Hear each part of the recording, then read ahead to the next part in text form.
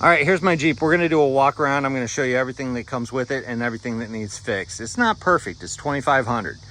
If it was perfect, I'd be listing this for $5,000. So I've got a lot of those why you so cheap on your price, because it looks good from afar, but it's not perfect up front. Hopefully this goes to someone who's owned Jeeps or is into four-wheeling and has a little mechanical experience, because they can really appreciate here what a decent base this is. All right, I've owned about 30 Jeeps, so this is my first one. I've done frame off restoration on some of them, and the only reason I'm selling this is because I had a big court bill come up and I have to pay it. So otherwise I'd just be going along, and what I planned on doing was resanding it down and then clear coating it, taking the flares off and making it look nice and patching all the holes and stuff. But money issues, I need to get rid of it today. So it is going to come with the welder to do any of the work that I'm going to show you, first of all. Okay, so let's look at the basis there, and you can see someone's already welded a plate in there. It's decently solid. There are no door panels, and we're going to look at the floors here. This is the floor. There's a spot here that needs fixed. It's not a huge deal because there's a hole right here where a drain plug goes. So it's just an aesthetics thing. It's not anything else than that. But then coming back, the seats, you can see under there, both seats needs plates welded on it. That's why I'm giving you a welder. It's like I'm giving you $350 worth of welding gear so you can do it. So you can get the job done. So that needs a plate under there, as you can see, and the seats are not bolted in, right? These are seats out of a Chevy Cavalier. They fit fine. Many people on forums run them, so they're not bolted in correctly. Neither is this. This is a cooler. Let's move that out of the way so you can see the hump. There's the hump. Basically what you're looking for is how many rust holes do I have to fix? What's wrong with this? And that's what I'm trying to show you before you get here. So I'm going to pull this up. And you can see the only issues on this side are right there and right there. Those are the only two. The rest of the floor pan is good, coming through there. And move this out of the way. Coming around here, there's a sticker that can be sanded off. There's a little bit of surface rust that needs sanded and repainted. I got a few cans. It's just a rattle can job. You can see the back here, what we got. I'm gonna unzip this. Pull that out. I'm throwing in the toe strap for you in case you get stuck. There's toe strap. Here's the wheel wells. And what you're looking for is a project that is pretty much not going to need whole redoing, right? I understand. There's underneath there.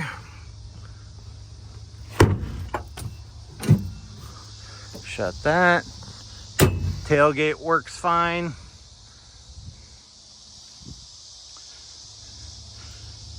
There's a rust patch that someone before me fixed right there.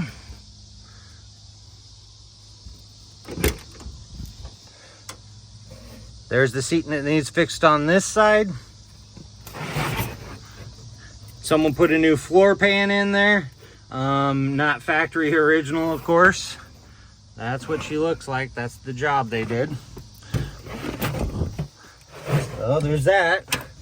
This side is decent. There's no holes there, you can see.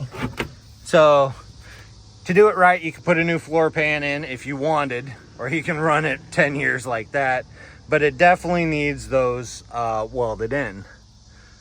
And there's a view of the inside. Let's go into the trunk here, or the hood. It is a 4-cylinder automatic. I've owned 2 automatic Jeeps, this being my second one. And the first one was a 6-cylinder, and it was my favorite Jeep ever. That's why I got this one. All right, let me lift the hood up. Sorry about the camera angle. There are 97,000 miles on this, so anyone who knows these or had the 4-bangers know that they go about 250,000 miles. So you've got 150,000 miles life. You could easily have this Jeep 15 years, you know. It does need a new belt. You can see the belt there. I would change that belt. That's squeaking, right?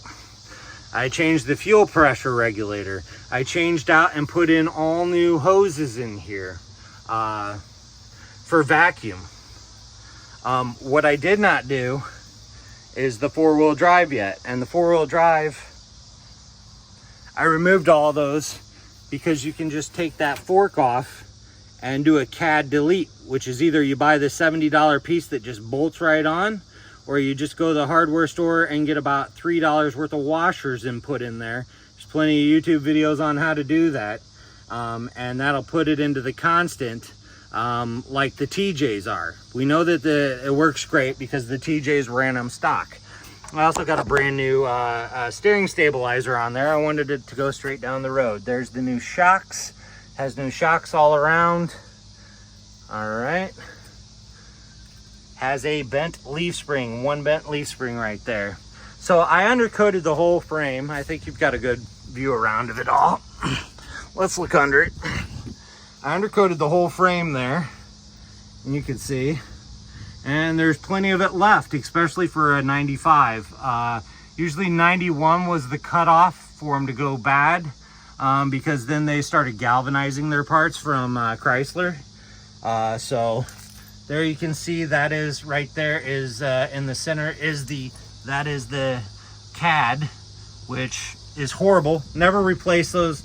Never take the time to replace the lines on them because they're just going to break again, and it's easier just to have it solid. And there is no drive shaft in the front. We'll go over that. So that is the two things missing to make it 4-wheel drive will be to put the front drive shaft in and put the CAD delete on it. And the reason is because it was flat toed, and the guy I got it from, he lost the caps, and it's a project. I still haven't done it. Also notice, you see any leaks on the ground here? No, see, this is a decent base. It's not bad for 2,500. Not bad. I think I'll get that out of it. So let's look under the oil pan, under there. That spring is not bent, nothing wrong with that. No inner rotten frame to the core. She will definitely last. Rear drive shaft, of course, is in because it drives. Look under there. You can see the frame. Let's go on the other side. Look at that frame. There's the frame.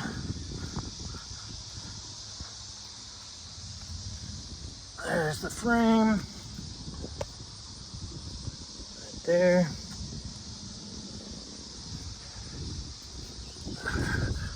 The frame mounts pretty much seem to be there, intact. And that's one of the main things. You can also see where they did the poor body work there. I just go get a sheet of 16 gauge, cut it out, put it right over there. What I'd actually do, and why I didn't even replace that or want to or care, is because I was going to put rock sliders on it anyway. It was going to be covered. So I was like, nah, it's all right.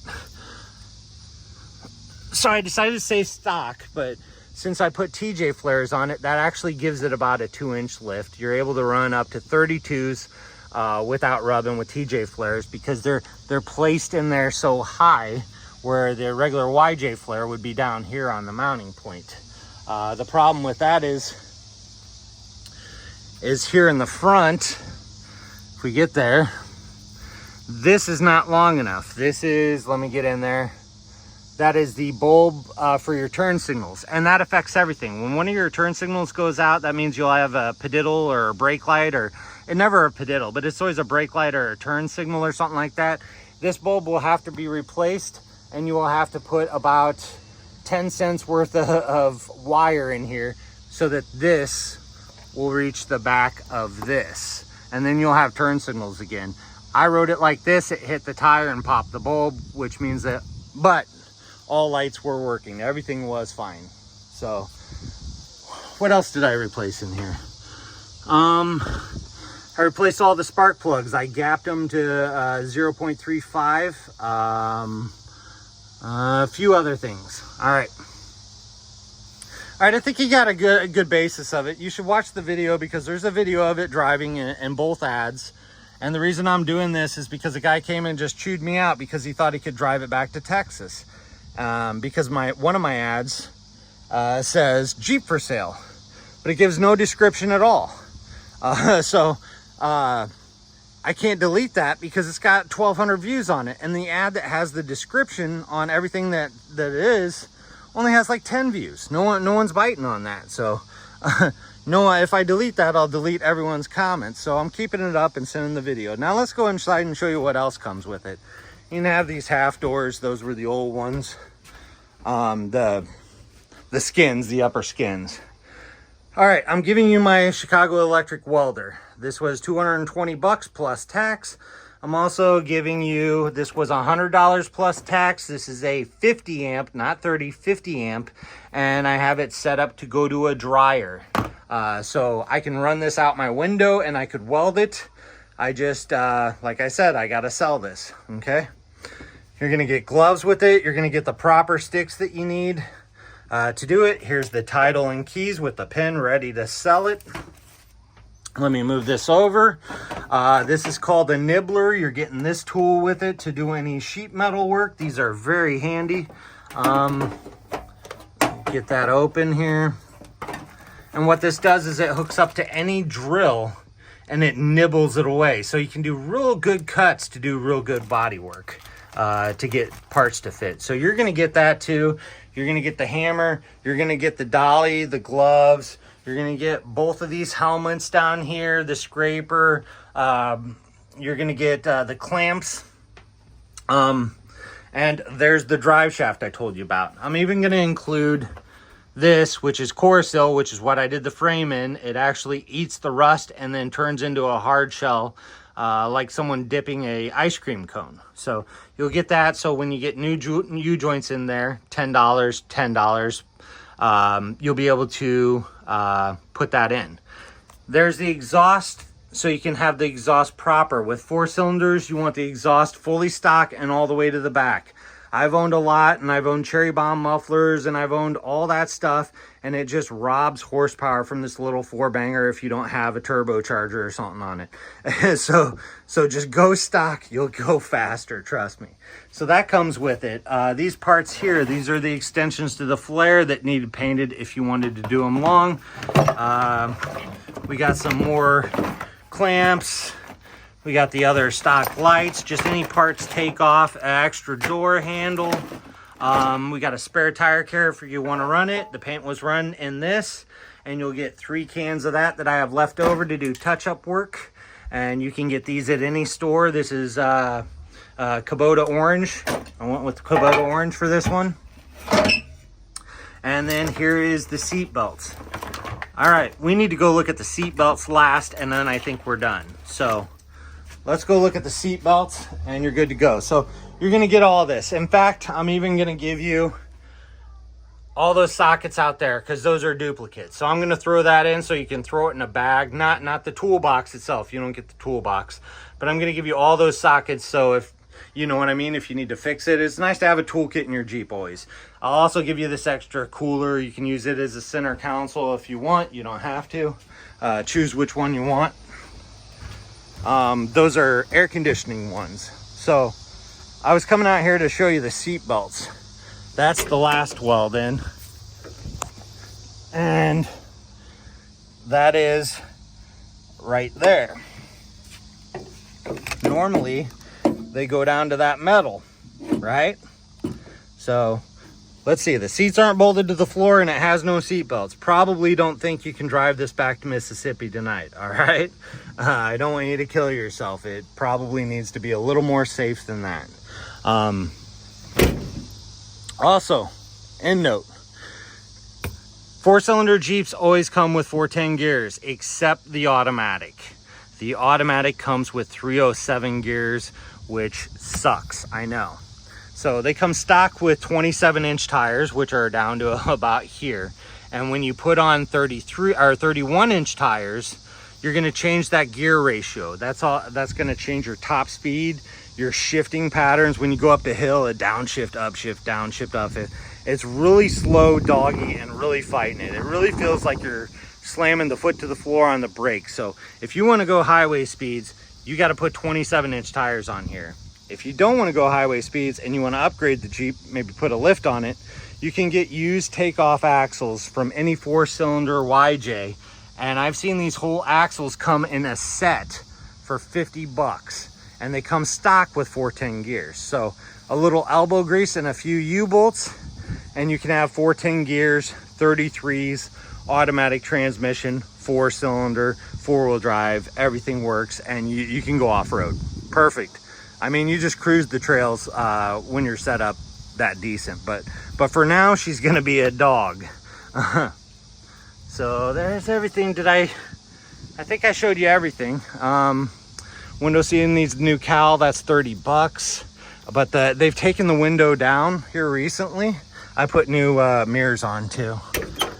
They've taken the windows down, and these are just like finger tight. So actually it'd be pretty easy to take this down and replace that. They did that for towing reasons, for room, and they also took out the VIN plate. I'm going to show you that. It is no big deal. I freaked out about it at first, but normally your VIN plate sits here. I have it in there. When you put the windshield down, you can put it back in. No worries though, because there's also a VIN plate under here that matches. So, oh, it's right there. It's right there. It matches. It matches that. So if a cop's ever like, why don't you have a VIN plate? Well, it's under there as well. But I'll show you the VIN plate, and it does match that tag that's been bolted there since 1995. And it does match the title. Where is that? Right here. It's real easy. You just lay the windshield down, 2 bolts, you put this behind, and there's the VIN number right there. You can pause the video, and then you can match it up to the VIN number that's on here, which I assure you it does.